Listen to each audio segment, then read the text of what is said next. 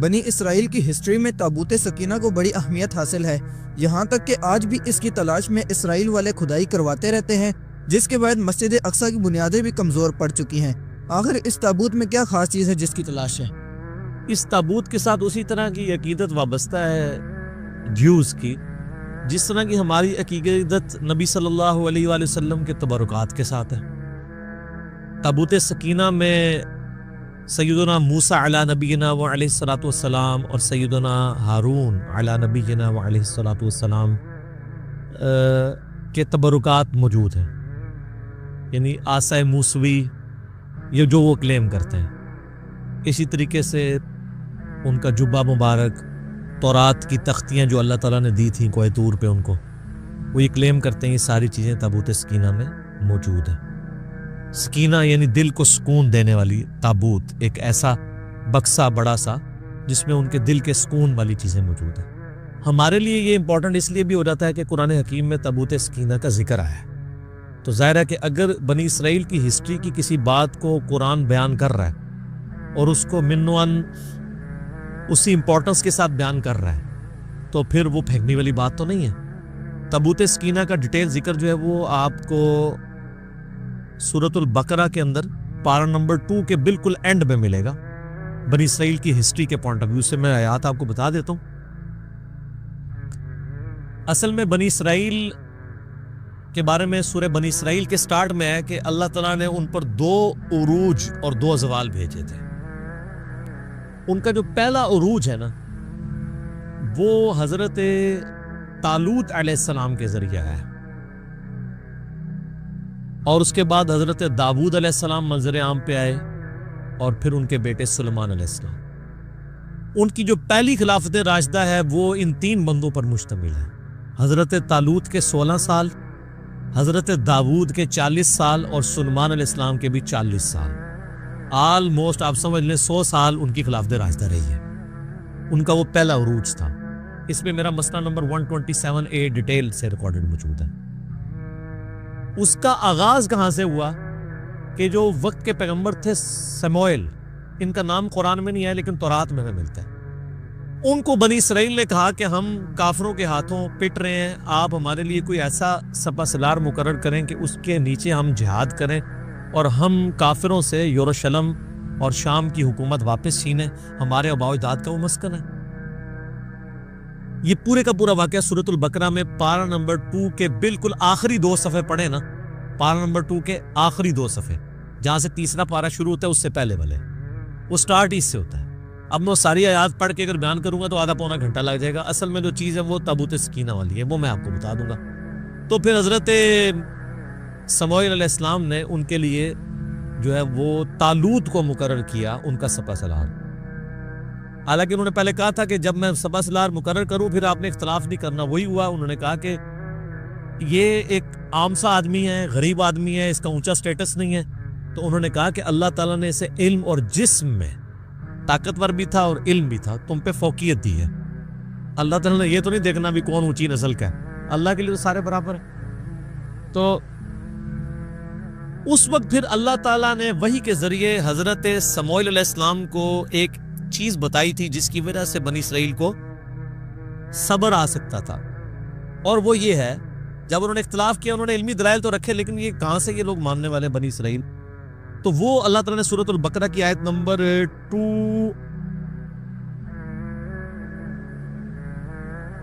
233 آن word نا یہ پورا سلسلہ سٹارٹ ہو رہا ہے۔ 43 پارہ نمبر 2 کے اینڈ پہ، الم تر الی الذین خرجوا من دیارہم وہم الوف۔ اس کے بعد آگے جا کے آتا ہے وقال لهم نبیہم، اور ان کے پیغمبر نے ان سے کہا، یعنی سموئیل کا نام یہاں پہ نہیں آیا، وہ آپ کو تورات سے ملتا ہے، اولڈ ٹیسٹمنٹ سے۔ ان اللہ قد بعث لکم طالوت ملکا، کہ بے شک اللہ نے طالوت کو تمہارے لیے بادشاہ مقرر کیا ہے۔ اچھا، اس سے ملوکیت بھی لوگ ثابت کرتے ہیں، اور بھائی طالوت کو بادشاہ اللہ نے مقرر کیا تھا، بنو امیہ اور بنو عباس کے لوگوں کو اللہ نے نہیں مقرر کیا تھا۔ وہ تو مسند ابی یعلا میں حدیث ہے صحیح سند کے ساتھ، نبی علیہ السلام نے اپنی وفات سے چند دن پہلے خواب میں دیکھا کہ بنو مروان کے بندر میرے ممبر پر کود رہے ہیں، اور ابو ہریرہ کہتے ہیں پھر آپ علیہ السلام اپنی وفات تک مسکرائے نہیں، ان حکمرانوں کو تو نبی اسلام بندر کہہ کے گئے ہیں. ان کی ملوکیت قرآن سے ثابت کرتے ہیں بھئی یہ اللہ نے بادشاہ مقرر کیا تھا, داؤد کو اللہ نے بادشاہ مقرر کیا تھا. یہ دو ڈیفرنٹ چیزیں. کیونکہ اسی کی تفسیر میں نا وہ سعودیہ والا جو قرآن ہے نا, صلاح الدین یوسف صلی اللہ علیہ وسلم, انہوں نے اس میں سے یہ تحریف ہر بندے نے کی ہے تفسیر میں, یہ ذہن میں رکھیے گا. اپنی اپنی نوکری سب نے سیدھی کی ہوئی ہے. اگر بریلویوں نے ڈنڈیاں ماری ہیں تو اہل حدیثوں نے بھی ماری ہیں, دیوبندیوں نے بھی ماری ہیں, شیعہ نے بھی ماری ہیں. ہم نہیں مارتے. کیوں؟ کیونکہ نام ہے بابی, نام ہے بابی, میں ہوں مسلم, علمی کتابی. اچھا جی. قالوا انا یکون له الملک علینا ونحن احق بالملک, وہ کہنے لگے یہ ہم پہ کیسے بادشاہت کر سکتا ہے جبکہ ہم زیادہ حقدار ہیں. ولم یؤت سعہ, جبکہ اللہ تعالیٰ نے اسے کوئی وسعت نہیں دی, من المال, مال میں سے. قال ان اللہ اصطفاہ, انہوں نے کہا اللہ نے چنا ہے. یہ بنو امیہ بنو عباس کو اللہ نے نہیں چنا, ان کو اللہ نے چنا ہے. علیکم, تم پر. وزادہ بسطۃ فی العلم والجسم, اور دیکھو اس کو کشادگی دی ہے تم پر علم اور جسم کے ذریعے, طاقتور بھی ہے علم والا بھی, یہ کرائٹیریا. واللہ یؤتی ملکہ من یشاء, اللہ جسے چاہتا ہے اپنا ملک دیتا ہے. واللہ واسع علیم, اللہ تعالیٰ وسعت والا علم والا ہے. وقال لهم نبیہم, پھر ان کے نبی نے ان سے کہا, ان آیت ملکہ, بے شک اس کی جو حکمرانی کی نشانی یہ ہے, یعنی یہ اللہ کی طرف سے اللہ کی تائید طالوت کو حاصل ہے, اس کی نشانی یہ ہے این یاتیکم التابوت, کہ تمہارے پاس وہ تابوت آ جائے گا واپس, فیہ سکینہ, جس میں تمہارے لیے دل کا سکون ہے. یہ تابوت سکینہ کا لفظ یہاں سے لیا, من ربکم, تمہاری طرف, تمہارے رب کی طرف سے. وبقیۃ مما ترک آل موسیٰ و آل ہارون, جس کے اندر موسیٰ علیہ السلام اور ہارون علیہ السلام کے چھوڑے ہوئے یعنی تبرکات آپ کہہ لیں اس کو, یا اس کے یعنی باقیات موجود ہیں. تحملہ الملائکہ, اس کو اٹھائے ہوئے آئیں گے فرشتے. ان فی ذلک لآیۃ لکم ان کنتم مؤمنین, اس میں اللہ تعالیٰ کی طرف سے تمہارے لیے نشانی ہوگی اگر تم واقعی سچے ایمان لانے والے ہو, کہ یہ جسٹیفائی کر دے گا. وہ تابوت سکینہ ان سے چھن چکا تھا, کیونکہ کافروں نے جب ان پہ قبضہ کیا وہ تابوت بھی ساتھ اٹھا کے لے گئے. انہوں نے کہا انہوں نے اتنا سنبھال کے رکھے ہے, کوئی قیمتی شہر ہے. جس طرح آپ کا وہ کہتے ہیں نالین شریف چوری ہو گیا بادشاہی مسجد سے, 14-15 سال ہو چکے ہیں, تو وہ اٹھا کے لے گئے. اب اللہ تعالیٰ نے نشانی ظاہر کرنی تھی, تو وہاں پہ اللہ کا کرنا کیا ہوا, یہ آپ کو ڈیٹیلز پھر اسرائیلی روایتوں میں ملیں گی. وہاں پہ کافروں کے ہاں طاعون کا مرض, پلیگ کی وبا پھیل گئی, طاعون کی, اس میں لاکھوں لوگ مرتے تھے. تو ان کو ان کے بڑے بزرگوں نے, نجومیوں نے, انہوں نے کہا کہ یار یہ جو تم لوگ تابوت اٹھا کے لے آئے ہو نا, اس کی نوست پڑی ہے تم پہ, تو اس کو تابوت کو نا اس سے جان چھڑاؤ, یہ اس کی وجہ سے یہاں پہ طاعون کا مرض پھیلا.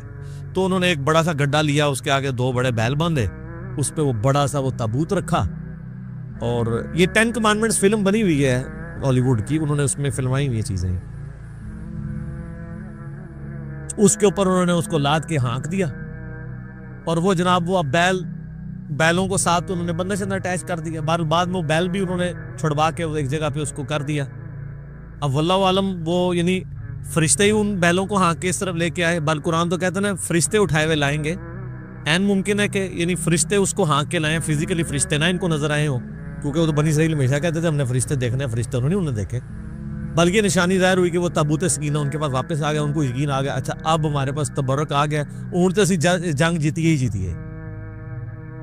پہلے تو وہ ڈرپوک ہوئے تھے, ویسے بعد میں بھی ڈرپوک ہی رہے, صرف 313 لوگ ہی ساتھ رہے, بخاری میں ہوتا ہے صرف 300 پلس لوگ. ہمارے غزوہ بدر میں بھی صحابہ کرام کی تعداد 313 تھی, اور ان کے غزوہ بدر میں جو طالوت اور جالوت کی جنگ ہوئی تھی, تو اب یہ طالوت کے مقابلے پہ جالوت فوج لے کے آیا. آپ کو تورات میں گولیت اس کا انگلش میں نام ملے گا, جالوت. اتنا اونچا اس کا قد تھا, باقی بنی اسرائیل کے فوجی تو بمشکل اس کی پنڈلیوں تک آتے تھے, اتنا اس کا قد تھا. پورے جسم پہ زرہ پہنی ہوئی ہوتی تھی اس نے, اور صرف ایک آنکھ اس کی ہوتی تھی جو ننگی ہوتی تھی دیکھنے کے لیے, باقی پورے جسم پہ لوہا. آپ اس پہ تلوار کیا چلائیں گے, وہ تو ہاتھ سے پکڑ کے فوجی بار پھینک دیتا تھا, اتنا طاقتور تھا. تو حضرت داؤد علیہ السلام اس وقت ان کی عمر ہارڈلی 16-17 سال تھی. یہ گڈریے تھے, یعنی بھیڑ بکریاں پالا کرتے تھے. بچپن سے چونکہ ان کا یہ ایک ذریعہ تھا, ان کے پاس ایک گوپیا ہوتا تھا, یہ ساری ڈیٹیل آپ کو تورات میں اسرائیلی روایتوں میں لگی. گوپیا اس طرح ہوتا تھا کہ جیسے آپ یہ گلیل ہوتی ہے نا، اس میں آپ یوں پھینکتے ہیں. ایک گوپیا ہوتا ہے کہ آپ ایک چمڑے کا ایک سمجھ لیں دستانہ بنا ہوا، جس کے دوسرے اینڈ کے اوپر ایک رسی، اس میں وہ پتھر ڈال کے نا اس دستانے کو یوں گھماتے تھے نا اور یوں کر کے پھینکتے تھے نا، تو ان کا نشانہ اتنا پکا تھا کہ وہ شیروں کے جبڑے توڑ دیتے تھے اپنی بکریوں کی حفاظت کرنے کے لیے. شیروں کا شکار کرتے تھے. حضرت داؤد علیہ السلام 16 سال عمر تھی. تو اب ظاہر مسلمان خوف کھا گئے اتنی بڑی بلا سامنے دیکھ کے. تو حضرت داؤد علیہ السلام نے کہا اس کو میں قابو کروں گا. حضرت داؤد علیہ السلام ایک اونچے مقام پہ کسی پہاڑی یا کوئی ٹیلا تھا اس پہ چڑھ گئے اور انہوں نے اپنا گوپیاں یوں گھمایا. آپ نشانہ دیکھیں وہ ایک ہی آنکھ کھلی ہوئی تھی، اس آنکھ سے اس کے دماغ کے اندر وہ چلا گیا اور وہ گولیت وہیں پہ مر گیا. جالوت، یہ قرآن میں اس کا ذکر بھی ہے نا، وہ جیسے ہی مرا تو وہ کانفیڈنس لوز، بلکہ اس میں الفاظ بھی ہیں تورات میں. حضرت داؤد علیہ السلام نے کہا اس نامختون کو میں دیکھتا ہوں. یعنی بنی اسرائیل جو ہے نا، وہ جو جنٹائلز ہیں نا ادر دین بنی اسرائیل، ان کو نامختون کہتے تھے. یہ ختنے نہیں کرواتے، ہم ابراہیمی ہم ختنے کرواتے ہیں. تو کافروں کو نامختون کہتے تھے. کہتے میں اس نامختون کو دیکھتا ہوں. پھر اس میں اب آپ دیکھیں نا، اس میں اللہ تعالیٰ نے ذکر بھی کیا ہے نا، انہی آیات میں آگے چل کے آتا ہے کہ اللہ تبارک و تعالیٰ نے کس طریقے سے وَقَتَلَ دَاوُودَ جالوت، قتل کر دیا داود نے جالوت کو. وَآتَاهُ اللَّهُ الْمُلْكَ وَالْحِكْمَةَ، تو اللہ نے ان کو بادشاہت اور حکمت. وَعَلَّمَهُ مِمَّا يَشَاءُ، اور اپنے علم میں سے جو چاہا سکھا دیا. یعنی پھر حضرت داؤد علیہ السلام منظر عام پہ آ گئے. وہ تو پھر سمجھ لیں آپ مین آف دا میچ قرار پائے نا اس پوری جنگ کے. تو پھر حضرت جو طالوت تھے، جو آرمی چیف تھے، انہوں نے اپنی بیٹی کی شادی کر دی حضرت داود کے ساتھ. 16 سال تک حضرت طالوت پھر مسلمانوں کے حکمران رہے. جب وہ فوت ہوئے تو ان کے سکسیسر پھر بنے حضرت انہی ساری چیزوں کو تو وہ پلی لیتے ہیں نا شیعہ بھی. وہ کہتے ہیں حضرت طالوت کا داماد جو ہے وہ سکسیسر بنا ہے تو مولا علی کو بھی بننا چاہیے تھا. دوسری وہ دلیل اس سے لیتے ہیں کہ دیکھیں قرآن نے کرائٹیریا بتایا ہے کہ کرائٹیریا کسی بندے کا عمر میں بڑا ہونا نہیں ہے، علم اور جسم میں. تو وہ کہتے ہیں حضرت علی بہادری میں بھی باقی صاحب سے زیادہ تھے اور علم میں بھی زیادہ تھے، تو حضرت علی کا حق بنتا تھا. یعنی وہ یہ دلائل قرآن سے بھی پکڑتے ہیں. یہ میں نے ضمن ذکر کیا، میں اب اس ٹاپک کو انٹینڈڈ چھوڑ رہا ہوں. تو وہ سیم یہ والی آیات ہی پڑھ رہے ہوتے ہیں. تو حضرت طالوت کے داماد حضرت داؤد علیہ السلام، پھر وہ 40 سال مسلمانوں کے حکمران رہے. پھر ان کا بیٹا آگے سے حضرت سلیمان ابن داود، وہ 40 سال مسلمانوں کے حکمران رہے اس وقت، یعنی جو مسلمان تھے. تو اس میں یہ تابوت سکینہ کا ذکر ہے. باقی ظاہر تبرکات سے ہمیشہ سے انسانوں کو عقیدت رہی ہے، اور یہ تبرکات کی عقیدت کو بری چیز نہیں ہے اگر وہ جینون ہو. یہ صحیح وسیلہ شخصی ہے، یہ بات یاد رکھیے گا، یہ صحیح وسیلہ شخصی ہے. صحیح بخاری کے اندر حدیث ہے نا کہ ام سلمہ کے پاس کچھ اصحاب آئے تو انہوں نے ان کے پاس آبزرو کیا کہ محلے والے ان کے پاس برتن پانی کے بھیجتے ہیں. انہوں نے نبی علیہ السلام کا ایک بال مبارک ایک ڈبیا سے نکالا اور اس ڈبیا کو کہ وہ اس بال مبارک کو اس پانی کے لیے جو برتن تھے اس میں گھول کے تو وہ محلے والوں کو واپس کرتے تھے. تو وہ صحابی نے جب پوچھا تو ام سلمہ ہماری ماں نے، ام المومنین نے کہا کہ نبی علیہ السلام کا یہ بال مبارک ہے میرے پاس اور ہم اس کا دھون مریضوں کو شفا کے لیے پلاتے ہیں. ان کوئی مریض ہوتا ہے میں اس کو گھول کے دیتی ہوں، شفا ہو جاتی ہے. یہ صحیح بخاری میں سر، یہ کوئی کہانی شریف نہیں ہے، بخاری شریف ہے. لیکن واقعی جینون اگر بال مبارک. صحیح مسلم میں ہے کہ اسماء بنت ابی بکر نے نبی علیہ السلام کا ایک کالا کسروانی طیالسی جبہ نکالا. کسروانی طیالسی کہتی کالے جبے کو تھے جو پرشین امپائر کا، فارس کا، جس طرح سندھی اجرک کو ریڈ کہنے کی ضرورت نہیں، وہ ریڈ ہی ہوتی ہے. اور کہا کہ یہ نبی اسلام پہنتے تھے اور ہم اس کا دھون مریضوں کو شفا کے لیے پلاتے ہیں. یہ مسلم شریف میں حدیث ہے. اس میں اسماء بنت ابی بکر کہتی ہیں کہ نبی اسلام پہنتے تھے، پھر حضرت عائشہ کے پاس رہا اور جب میری بہن عائشہ مرنے لگی تو میں نے وفات کے ان سے یہ لے لیا تھا. تو نبی اسلام کے تبرکات سے صحابہ وسیلہ حاصل کرتے تھے. تابوت سکینہ کا ذکر بھی قرآن میں موجود ہے.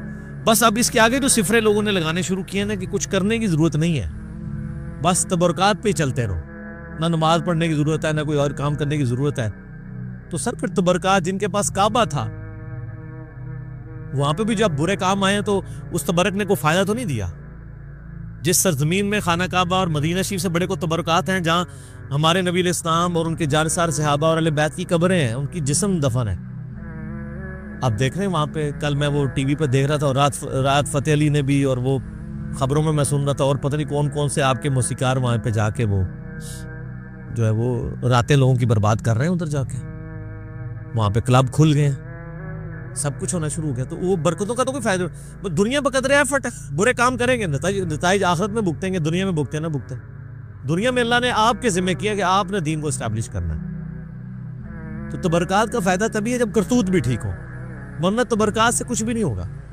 ہاں کرتوت ٹھیک ہو، تبرکات کا وسیلہ ضرور پیش کریں آپ، اس کا فائدہ ہوتا ہے. لیکن جو جعلی تبرکات ہے نا سر، ہم ان کو نہیں مانتے. یا تو نبی علیہ السلام کو چھوڑ دیں، انہوں نے بزرگوں کے تبرکات بنائے ہوئے ہیں. آپ کشف المحجوب میں ابو الحسن خرقانی والا چیپٹر کھولیں تذکرۃ الاولیاء میں، وہ کہتے ہیں جی بازید بستامی جو ہیں وہ خلیفہ ہیں امام جعفر صادق کے، اور ابو الحسن خرقانی خلیفہ ہیں بازید بستامی کے. اور کہتے ہیں محمود غزنوی نے جب یہاں پہ حملہ کیا تو وہ اس کے حملے ناکام ہوتے تھے، تو ابو الحسن خرقانی کا کرتا اس کے پاس موجود تھا. ایک دن اس نے کرتا پکڑ کے اس کرتے کے وسیلے سے دعا کی تو محمود غزنوی کو فتح ہوگی. سبحان اللہ. اچھا، وہ کہتے ہیں فتح ہوگی تو رات کو ابو الحسن خرقانی خواب میں آئے. انہوں نے کہا تو نے میرے کرتے کی اتنی کم قیمت لگائی ہے. ذرا گال سننی کہانی، میں تو کہانی جتنے بھی لبے گی تو میں کٹ کے برے ماراں گا. یہ بریلوی دیوبندی دونوں تذکرۃ الاولیاء چھاپ رہے ہیں. نقشبند سلسلے کے بابا جی ہیں ابو الحسن خرقانی، بازید کے خلیفہ. تو ان کا حضرت کیسے، ان کا تو اگر یہ کرتا پکڑ کے یہ کہتا نا کہ قیامت تک اس سرزمین پہ کوئی کافر نہ بچے، سارے مسلمان ہو جائیں، تو اس کرتے کی برکت سے سارے مسلمان ہو جاتے.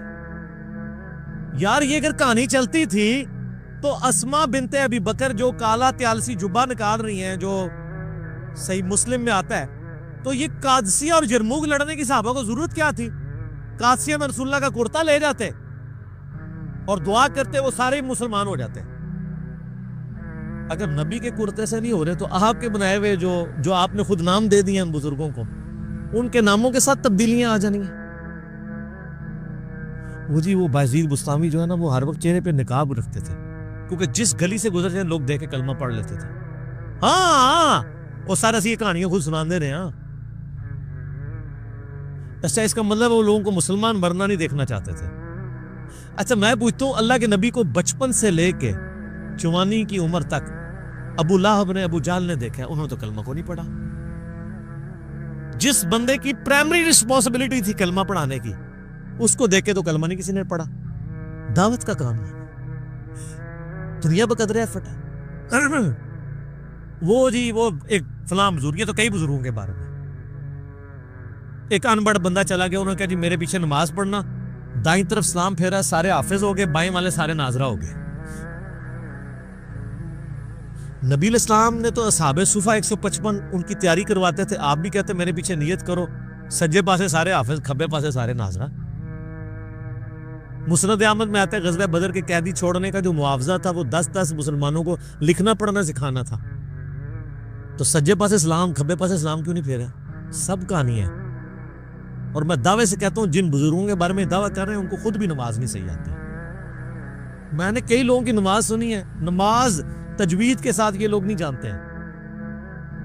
میں نے ایک پیر کی نماز سنی، 60 سال عمر، اس کے کئی مرید السلام علیکہ ایھا النبی وہ پڑھ رہا تھا. بچپن میں یاد کی ہوئی چل رہا ہے. ابھی تو میں وہ عین، ذال، ضاد، حا، خا، وہ اس کے فرق کی تو بات ہی نہیں کر رہا. وہ تو کسی پیر نو آندہ ہی نہیں، نہ وہ کسی مرید نو آندہ ہے. میرے پاس کئی لوگ ہیں ہمارے حضرت صاحب کے بیعت، میں نے کہا آپ کے حضرت صاحب مجھے نماز تجوید سے سکھا دینا، نماز تجوید سے سنا دیں جو خود پڑھتے ہیں، اور صبح شام کے نبی علیہ السلام کے اذکار اور فرض نماز کے بعد کے اذکار زبانی نہیں، دیکھ کے پڑھ کے بتا دیں. اٹکنا نہیں ہے. ترجمہ تو میں نے نہیں سننا، ترجمہ تو بالکل ہی نہیں آتا ہوگا.